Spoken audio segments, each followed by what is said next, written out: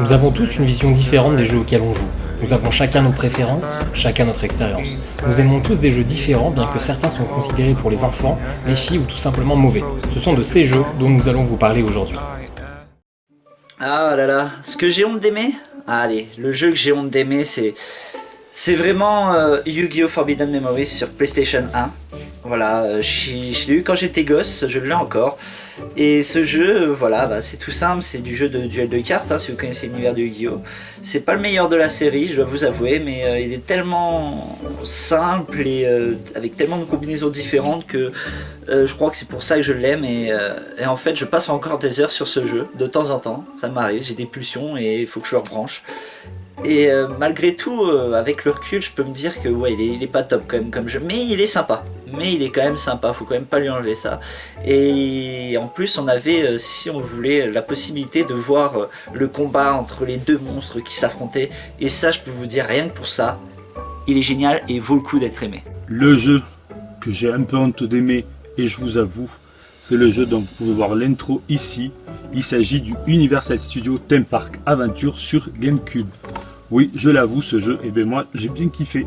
Puisque là où j'habitais, le Bled Paumé, je n'avais aucun parc d'attraction à côté ou à proximité. Donc du coup, niet, je n'ai jamais vu la couleur d'un parc, que ce soit le Disneyland, le parc Astérix ou Port Aventura, et bien je n'en ai fait aucun. Et encore maintenant même, je n'en ai fait aucun.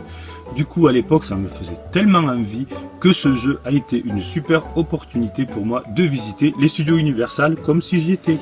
Et du coup, j'ai bien aimé le jeu, malgré que je reconnais qu'il soit lent, redondant, et ainsi avec des graphismes dignes d'une Nintendo 64.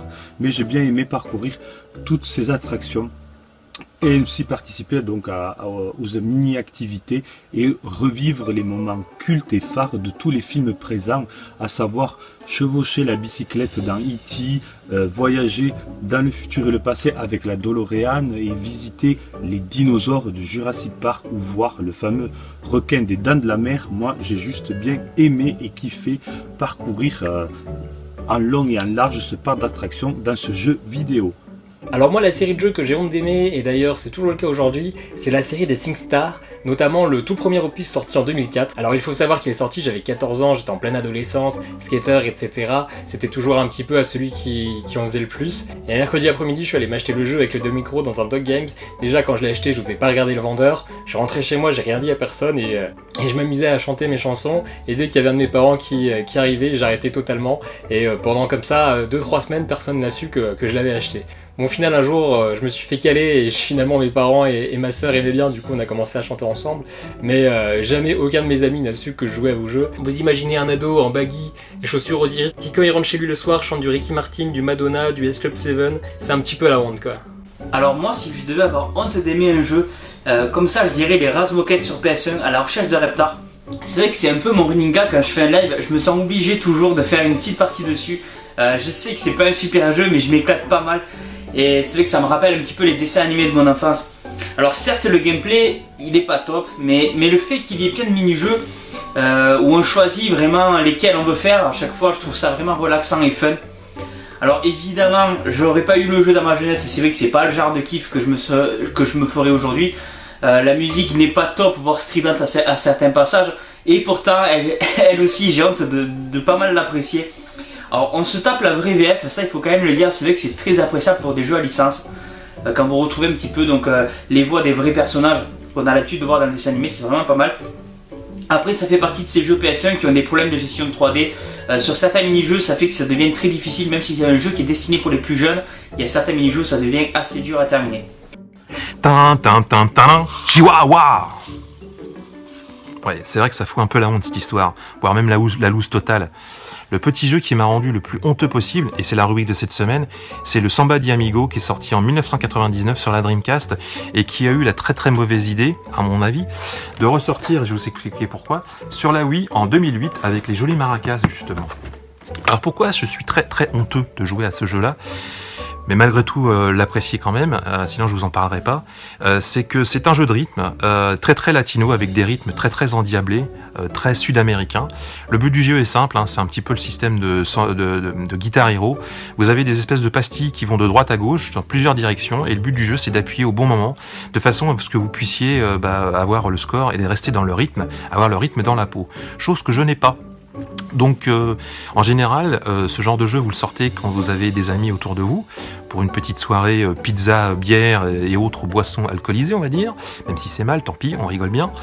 Mêlé au rythme de sud-américain, plus le fait que je sois vraiment nul, en général j'avais des scores vraiment pathétiques à ce jeu, mais malgré tout ça reste un jeu qu'il faut vraiment avoir, surtout quand vous avez justement des amis chez vous, parce que franchement c'est le jeu qui vous fait avoir le chihuahua. Alors s'il y avait un petit péché mignon, un jeu pour lequel j'aurais un petit peu honte de vous avouer que j'aime bien jouer, il s'agirait de Bob l'éponge Bataille pour Bikini Bottom.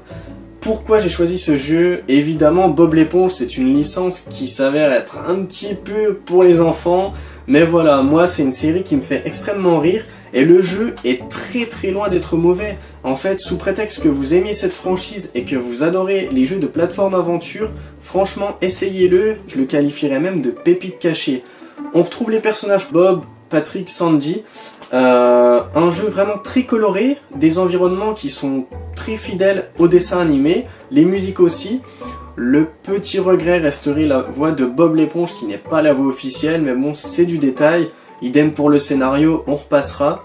Mais voilà, moi je sais que c'est un genre de jeu que j'apprécie énormément, la plateforme aventure. Et retrouver un personnage comme Bob l'éponge, devoir chercher des slips ou des trucs un peu bizarres, enfin l'univers Bob l'éponge, ça me fait extrêmement plaisir. Essayez-le, vous verrez par la suite. Moi en tout cas, je vous conseille ce petit jeu que je suis pas trop fier de présenter aujourd'hui. Personnellement, j'ai un petit peu honte d'aimer Final Fantasy X. Non, pas celui-là. 10-2. Absolument toutes les personnes auxquelles j'ai avoué aimer ce jeu m'ont répondu une phrase que j'adore. Ah mais c'est normal, c'est parce que t'es une fille. Je ne sais pas qui a décrété que Final Fantasy X-2 était un jeu pour filles, mais c'est comme ça. Yuna, la personnage principale, est devenue une star de la pop. Ça peut paraître étonnant, mais du coup on a des cinématiques complètes où elle chante au micro devant des hordes de fans déchaînés. C'est sûr que c'est particulier. Pourquoi j'adore ce jeu malgré tout, c'est parce qu'il prend le contre-pied total de Final Fantasy X.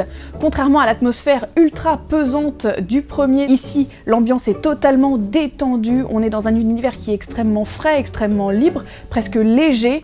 Youch.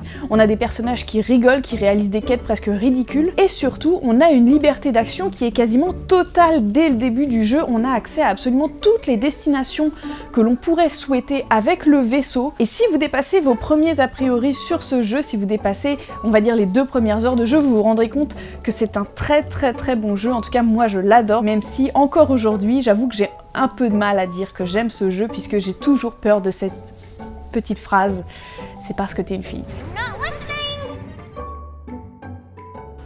Et vous, quel jeu avez-vous honte d'aimer ?